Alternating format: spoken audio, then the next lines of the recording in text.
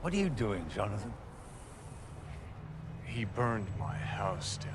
You rejected his marker. You're lucky he stopped there. What the hell were you thinking, giving a marker to a man like Santino D'Antonio? It was the only way I could get out. Oh? You call this out? What did you think was gonna happen? Huh? What did you expect, huh?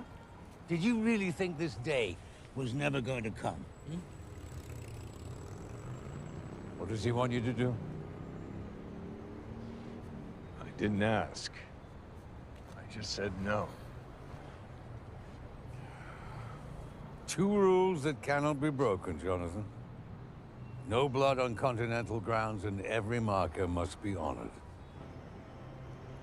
Rules. Exactly. Rules. Without them, we live with the animals.